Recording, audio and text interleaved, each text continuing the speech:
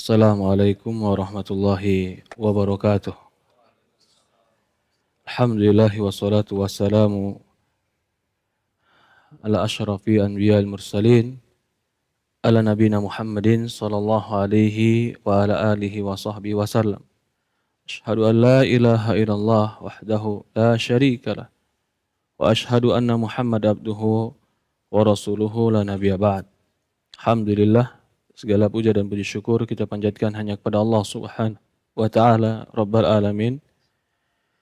Serta salawat dan salam selalu kita curahkan kepada Nabi kita Muhammadin sallallahu alaihi wa ala alihi wa sahbihi wasallam, kepada keluarganya, kepada para sahabatnya, juga orang-orang yang mengikuti dan mencintainya sampai hari kiamat. Alhamdulillah, para hadirin jamaah yang dimuliakan dan dirahmati oleh Allah Subhanahu wa taala. Hari ini kita masih melanjutkan pembahasan kita dari kitab Fawaidul Fawaid. Insyaallah hari ini kita masuk ke dalam pembahasan tentang bab yang ke makarallah sudah lewat tamaratul iman bi sifati ilahiyah. Kitabul Quran fi Safur Rahman. Sebentar, kalamul syaitan.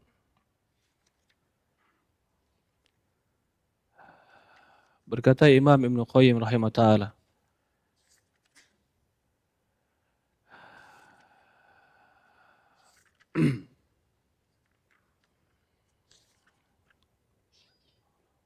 al-hawlu wal quwwatu billahi wahdah. Berkata Imam Ibnu Qayyim rahimahullah ta'ala, daya, kekuatan dan upaya itu semata-mata dengan pertolongan Allah Subhanahu wa ta'ala. Ya, judul ini ingin menegaskan bahwasannya kita itu lemah. Khuliqal insanu dha'ifa. Allah mengatakan di Quran, manusia diciptakan dalam keadaan lemah. Lemah dalam segala hal. Termasuk lemah dalam iman kita, lemah dalam amal kita, lemah dalam tenaga kita, kalau bukan Allah Subhanahu wa ta'ala yang memberikan kita kekuatan. Laisa fil wujudi mumkin sababun wahid mustaqilun bi ta'siri, bal yu'assiru sababu al-battah illa bi indimamu sababul akhar ilaih wa intifa'u mani' yamtani'u ta'siruhu wa hadha fil asbabi mashhudah bil iyan. Kata Imam Ibnu Qayyim, tidak ada yang wujudil mungkin. Tidak ada sesuatu yang ada ini pasti ada sebabnya. Sababu wahid mustaqilun bi ta'sir. Dan tidak mungkin pula keberadaannya itu cuma karena satu sebab. Bahkan bisa jadi yu'assiru sababul batta illa bin dimam, akan bisa terjadi kalau beberapa sebab tadi terkumpul dan hilangnya penghalang sehingga bisa terjadinya sesuatu. Wahadal fil asbabi masyhudah fil ayan. Ini bisa dilihat dari kenyataan. Maksudnya, Imam Ibnu Qayyim ingin menegaskan bahwasannya yang terjadi di alam ini pasti ada sebab. Tapi sebab itu bukan satu-satunya sebab sehingga bisa terjadi. Maksud begini. Orang bisa sembuh dari penyakit, sebabnya adalah obat. Betul. Obat adalah sebab seorang sembuh dari penyakit. Tapi betapa banyak orang makan obat yang sama tidak mendapatkan hasil sembuh yang sama. Berarti hasil itu ada sebab. Dan sebab itu bukan karena satu-satunya sebab. Bisa jadi ada faktor-faktor lain yang berkumpul di dalam sebab tersebut sehingga hasilnya digapai. Bisa jadi kita mencoba apa yang dicoba oleh orang yang berhasil. Tapi ketika kita mencoba apa yang dicoba oleh orang berhasil dalam dunia, ternyata kita nggak berhasil. Bisa jadi kita pergi ke dokter yang sama dengan orang-orang yang berobat dan sembuh dengan dokter tersebut. Dan itu sebab, tapi belum tentu kita bisa sembuh dengan dokter tersebut. Maka ta'siru wujud, keberadaan sesuatu itu karena berkumpulnya beberapa sebab yang mungkin. Wal asbabul ghaibah, ada sebab gaib, ada sebab yang nggak nampak. Fil asbabul ghaibah wal asbabul ma'nawiyah, kata ta'siru syams fil hewan wa nabat, fa innahu mawqufun ala asbabul ukhra min wujudil mahallil qabil wa asbabul ukhra tanḍami ila dalikal sabab kadalika husul walad mawqufun ala iddatil asbab ghairu watil fahal. Kata dia, ada sebab ghaibah yang gaib, nggak nampak, ada sebab ma'nawiyah. Contoh, pengaruh matahari terhadap hewan dan tumbuhan. Fa innahu mawqufun ala asbabul ukhra. Pengaruh matahari terhadap hewan dan tumbuhan beraneka ragam. Mataharinya satu. Mungkin juga tumbuhan yang dikenakan cahaya matahari sama waktunya. Tapi ada tumbuhan yang bermanfaatnya lebih cepat dengan panasnya matahari. Ada tumbuhan yang tidak berpengaruh dengan panasnya matahari. Kenapa? Karena ada asbabin ukhra. Sebab-sebab lain. Mungkin diantaranya mahalu qabil, tempat yang bisa menerima kebaikan tadi. Asbabul ukhra, atau sebab-sebab yang lain. Begitu juga seperti orang yang punya anak. Punya anak itu beraneka ragam sebabnya. Bukan hanya karena hubungan intim. Walaupun tanpa hubungan intim, pasti tidak akan punya anak. Kecuali Allah takdirkan sebagaimana Maryam, orang soleh. Tapi hubungan intim bukan mewajibkan dan memastikan akan datangnya anak. Itu cuma sebab. Dan belum tentu semua orang yang memenuhi atau menempuh sebab itu dia dapat anak. Ada sebab-sebab lain. Kadzalika jamiul asbab musabbibatiha. Maka seperti itulah semua sebab-sebab, wasilah-wasilah bersama hasilnya. Wa kullu ma yakhafu wa yurja min makhluqat fa'ala ghayatu an yakuna juz'an sabab ghairu mustaqil bi ta'sir. Segala sesuatu yang ditakutkan, yang diharapkan dari makhluk, fa'ala ghayatu an yakuna juz'. Pahamin? Segala sesuatu dari makhluk yang kau takutkan, yang kau harapkan, yang kau inginkan, yang kau cemaskan, itu cuman sebab. Tapi dia tidak menjadi satu-satunya sebab untuk kau mendapatkannya. Maksudnya, apa yang kau takutkan? Oh, takut pencuri. Apa yang kau takutkan?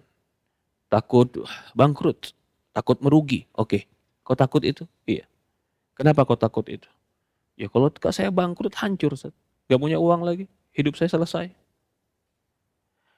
Kebangkrutan kau takutkan. Betul, itu manusiawi.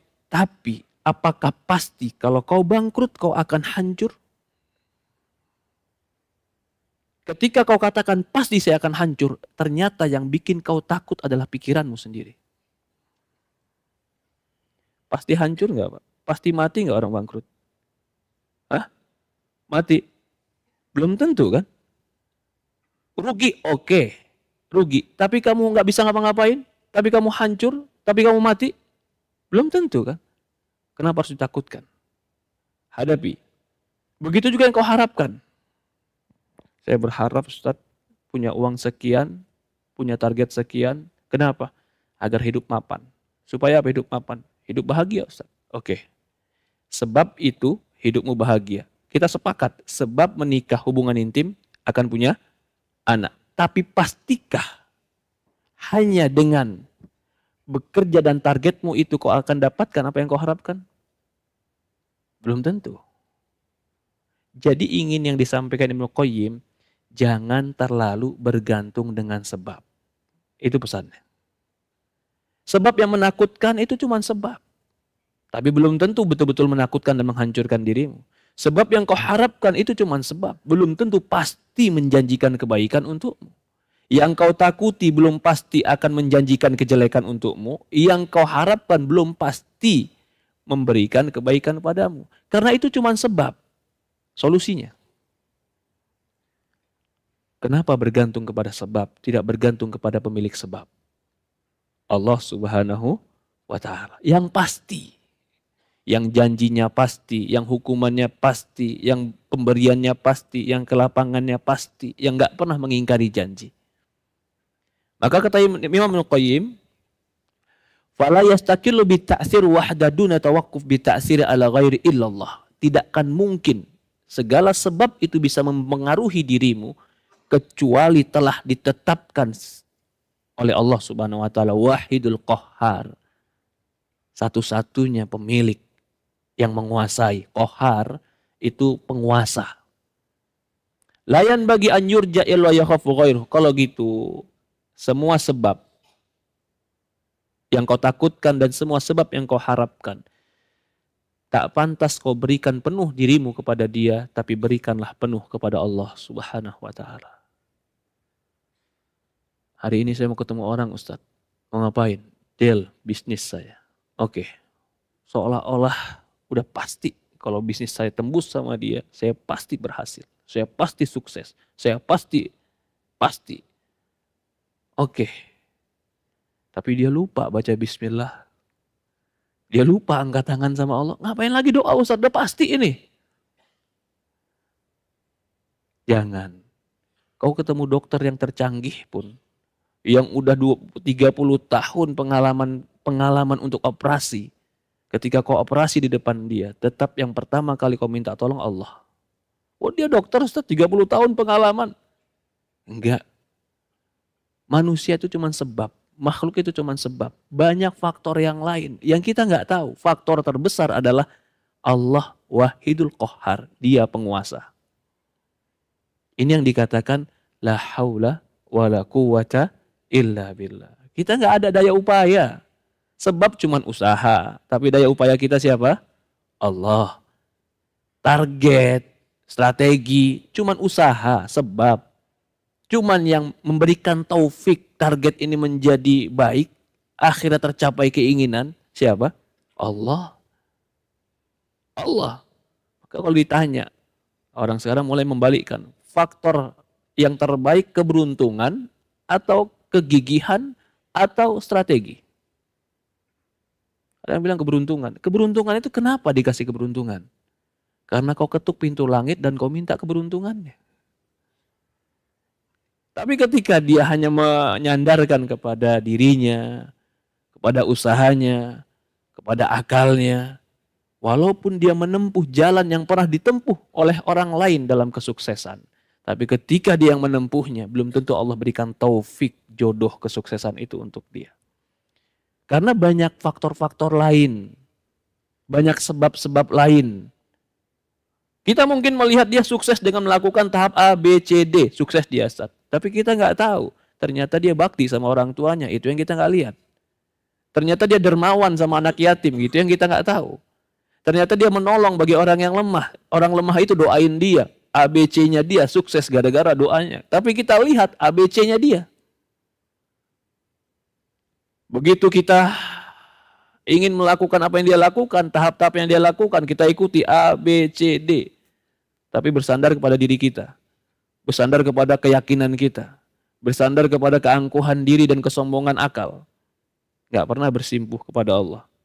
Gak pernah minta sama Allah. Gak pernah bergantung sama Allah. Gak pernah berharap kepada orang-orang lemah supaya orang-orang lemah mendoakan kita. Padahal Rasulullah mengatakan, innama tunsaruna wa turzakuna bidu'afaikum. Kata Rasulullah SAW, sesungguhnya kalian bisa jadi ditolong dan dikasih rizki oleh Allah karena orang lemah di antara kalian. Jadi bukan karena kitanya, mungkin kitanya karena kelemahan kita ibadah, karena keangkuhan diri kita, karena kesombongan pikiran kita. Allah sebenarnya nggak mau ngasih kita. Tapi ternyata di bawah kita ada orang-orang lemah yang kita anyomi. Allah mau tolong orang lemah itu melalui kita. Innamatun sorun wa turzakuna bidu'afaikum. Sesungguhnya kalian ditolong dan dikasih rizki karena orang-orang lemah di antara kalian. Maka tidak boleh kita itu terlalu bergantung kepada sebab. Dan tidak boleh pula melupakan sebab. Orang mukmin itu pertengahan. Semuanya kan takdir Allah ya Ustaz. Iya, gak usah lah kalau gitu saya menempuh sebab. Kamu gak bakalan punya anak kalau gak kawin.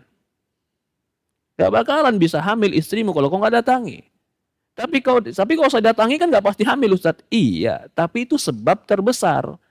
Tapi bukan satu-satunya sebab. Kalau begitu, rizki itu sebab terbesarnya apa Pak? Tadi saya tanya lagi. Kegigihan atau keberuntungan? Hah? Kegigihan atau keberuntungan? Keberuntungan. Tapi keberuntungan tidak akan bisa diambil kalau nggak gigih. Tapi kalau ditanya, harusnya yang kita besarkan dalam diri kita ini apa? Keberuntungan yang dimaksud adalah tawakal sama Allah, bergantung sama Allah. Karena ketika kita mengatakan keberuntungan, berarti kita mengakui ada yang ngatur.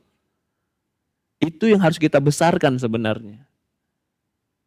Maka Allah mengatakan dalam Quran, kata Allah Subhanahu wa taala, "Wa may yattaqillaha yaj'al lahu makhraja wa yarzuqhu min haitsu la yahtasib." Barang siapa yang bertakwa kepada Allah, yaj'al lahu makhraja. Allah jadikan bagi dia jalan keluar. Wa yarzuqhu min haitsu la yahtasib. Allah kasih dia rizki dari arah yang dia tidak sangka. Allah ngasih rizki bukan karena usaha atau bukan karena kegigihan dan kecerdasan, karena ketakwaan. Ketakwaan itu apa? Hubungan dia sama Allah baik. Itu simpelnya takwa. Hubungan dia sama Allah baik. Yang haram dia tinggalkan, yang wajib dia kerjakan. Ketika hubungan dia sama Allah baik, yaj'al lahu makhraja. Allah berikan bagi dia jalan keluar. Maka seorang mukmin yang menyadari la haula wala quwwata illa billah, hidup dia bergantung penuh kepada Allah. Hidup dia berharap penuh kepada Allah. Dan dia akui kelemahan dirinya. Semakin dia mengakui kelemahan dirinya, dan semakin dia akui kebutuhan dia kepada Allah, semakin kuatlah hubungan dia dengan Allah Subhanahu wa taala. Tapi semakin dia menganggap dirinya yang hebat, strateginya yang bagus, akalnya yang cerdas, semakin dia nggak merasa butuh kepada Allah. Semakin dia merasa nggak butuh sama Allah, tinggal dua pilihan. Allah tetapkan berikan kebaikan kepada dia, seperti yang dia harapkan, dengan tujuan istidraj, biarkan dia lalai. Atau Allah mentokkan dia sampai dia harus kembali kepada Allah. Pilihan yang mana? Kalau berarti ada hamba yang Allah mentokkan dengan sebuah masalah sampai dia sadar dia itu lemah, Allah masih sayang sama dia. Karena Allah pengen dia balik. Maka Rasulullah mengatakan dalam hadis, "Man yuridillahu bihi khairan yusib minhu." Kata Rasulullah SAW, barang siapa yang Allah inginkan bagi dia kebaikan, Allah berikan dia musibah. Kadang musibah ini menyadarkan kita betapa lemahnya kita, Pak. Kadang musibah ini menyadarkan kita bahwasannya kita ini bukan siapa-siapa. Itu penting untuk diri kita. Agar kita nggak terus dalam keangkuhan, dalam kesombongan. Terus sukses, nggak pernah kita punya masalah. Seolah-olah angkuh, sombong. Lupa sama Allah. Tapi ketika ada masalah, ternyata ada orang lebih hebat dari kita. Akhirnya kita tahu nilai diri kita. Ternyata aku nggak bisa. Ternyata kita tahu nilai diri kita. Jadi Allah terkadang memberikan kepada kita pukulan-pukulan itu untuk menyadarkan kita bahwasannya kita lemah. Bukan untuk membuat kita terpuruk, tapi ingin supaya kita bergantung kepada Allah. Bukan Allah memberikan kita ujian supaya kita putus asa. Allah benci dengan orang-orang putus asa. Bukan memberikan ujian kepada kita supaya kita malah menjadi lemah. Ihris ma yanfa'uk Wasta'in billahi wa la ta'jas. Rasulullah mengatakan dalam hadis yang sahih, semangatlah. Apa yang bermanfaat untukmu? Semangat. Punya kekuatan jiwa. Wasta'in billahi wa la ta'jas. Minta tolong sama Allah, jangan pernah merasa lemah. Kapan orang bisa merasa lemah? Ketika dia terpuruk. Jadi keterpurukan sebenarnya ingin memberikan pesan kepada kita, Allah yang maha kuat. Jadi kalau ada orang yang merespon keterpurukan dengan lemah, dia belum mengerti pesan keterpurukan itu. Bukan untuk putus asa. Nabi Muhammad dikeluarkan dari Madinah. Apakah dia putus asa? Pamannya yang mengusir dia, Abi Lahab, pamannya.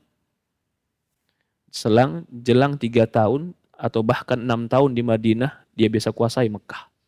6 tahun dia bisa kuasai Mekah. Jelang 10 tahun di Madinah, dia kuasai Mekah. Dia penguasa Madinah dan Mekah. Padahal ketika itu dia betul-betul sudah merasa terpuruk. Pergi ke Taif dilempar. Sholat di depan Ka'bah dikasih kotoran. Orang-orang mengusir dia, ingin membunuh dia. Sampai dia merasa, kok bisa? Aku mau dibunuh. Aku padahal tadinya orang yang terpercaya.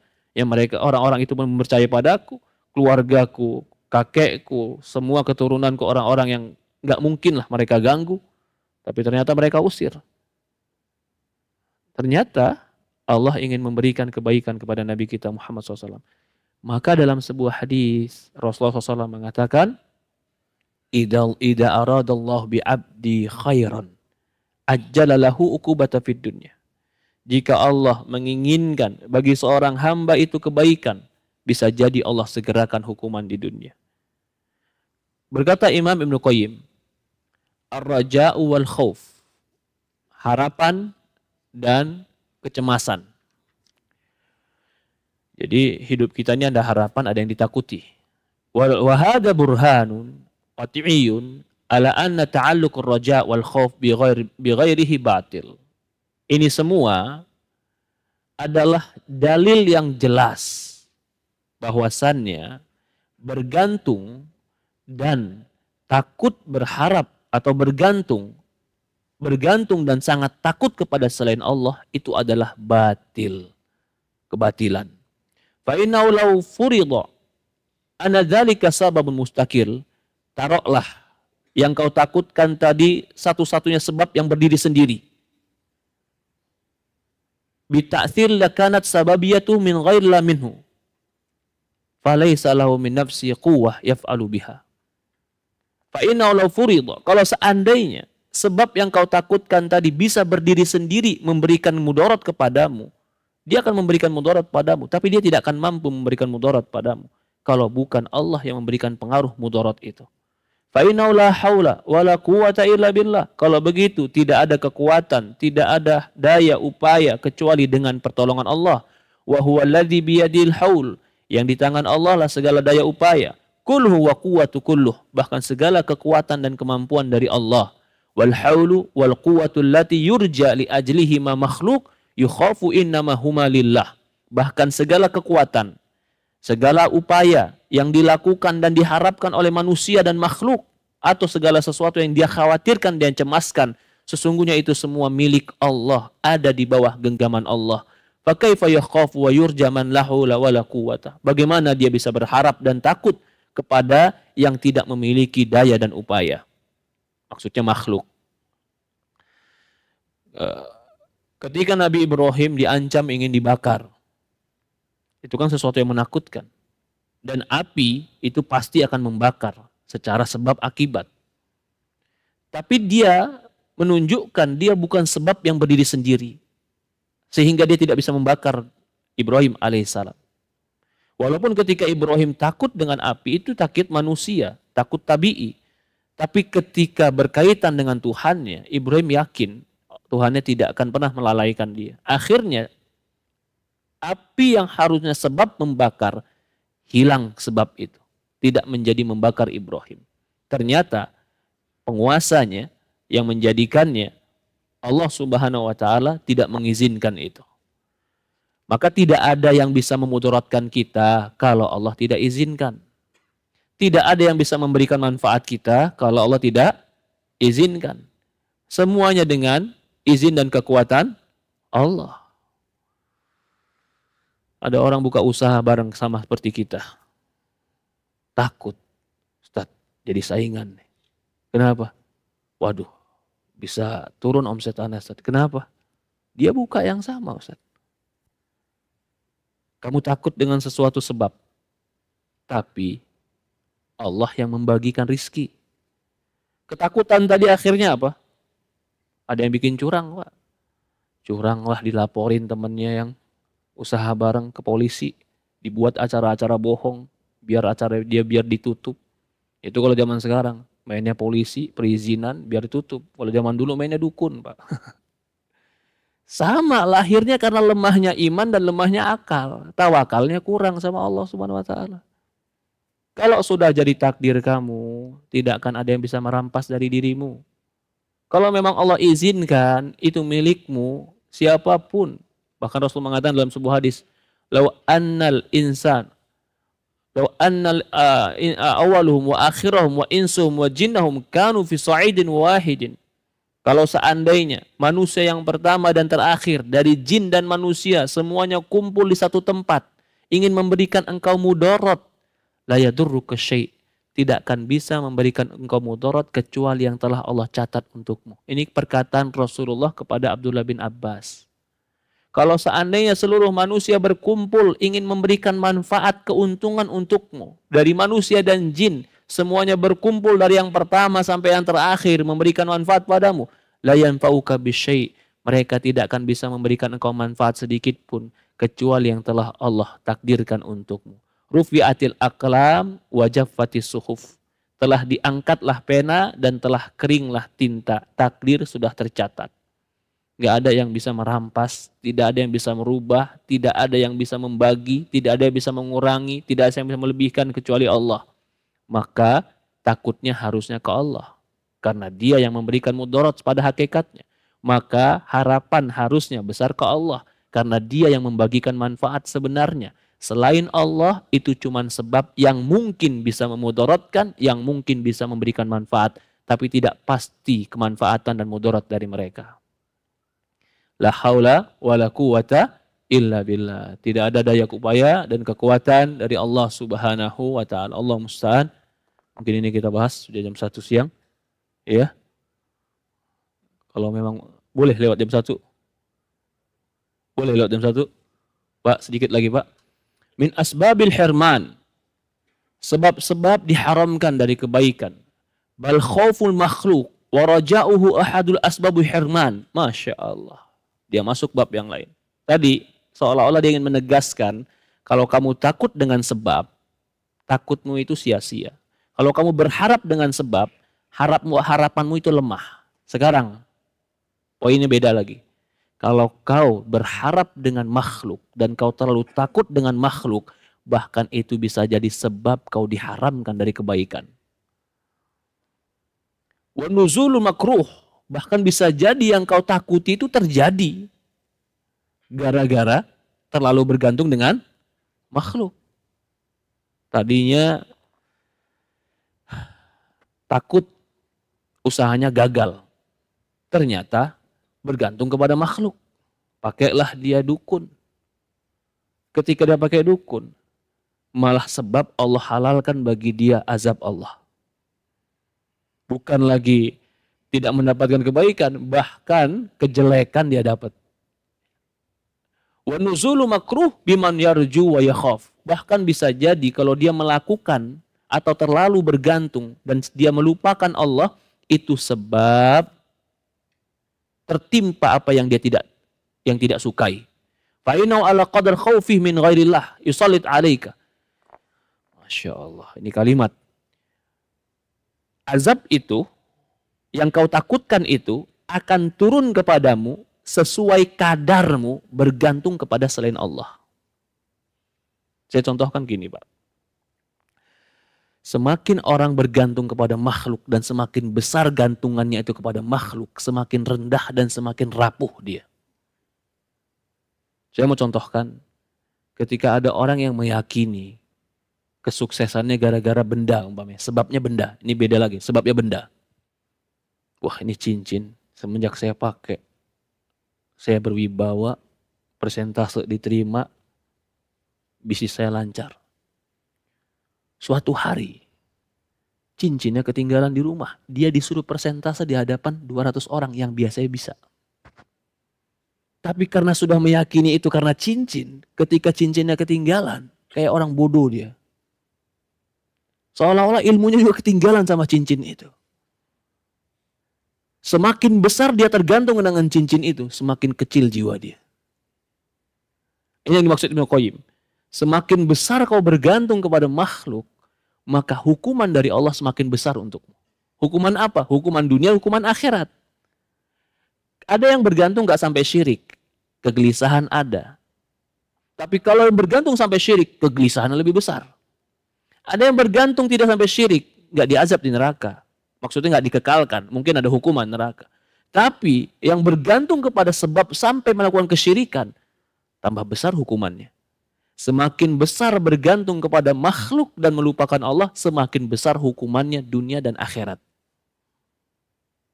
Itu maksud Ibnu Qayyim. Jadi tadi dia ingin menegaskan bergantung kepada selain Allah kesia-siaan. Karena semua sebab ada faktor Allah. Sekarang dia ingin menegaskan semakin kau bergantung kepada makhluk, semakin kau tersiksa. Dunia dan akhirat.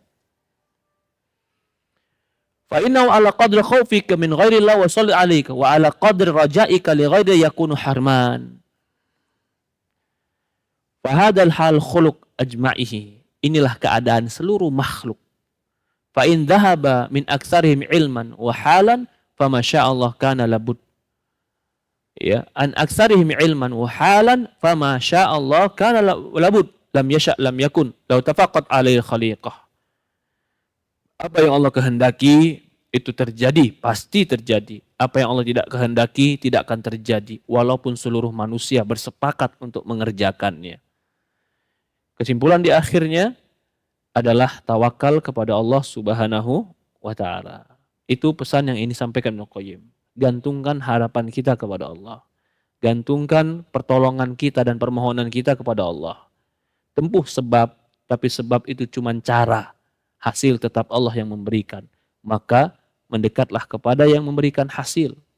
Jangan melupakan yang memberikan hasil dan lupa dengan sebab-sebab. Dan atau hanya tenggelam dengan sebab-sebab dan melupakan yang memberikan sebab. Mungkin bermanfaat sampai kita. Kurang lebih mohon maaf. InsyaAllah pertemuan akan datang. Tawqirul abdi rabbah. Kita akan membahas tentang tawqirul abdi rabbahu. Pengagungan seorang hamba kepada Rabbnya. Subhanakallahumma bihamdi asyhadu an la ilaha illa anta nastaghfiruka wa atubu ilaik. Assalamualaikum warahmatullahi wabarakatuh.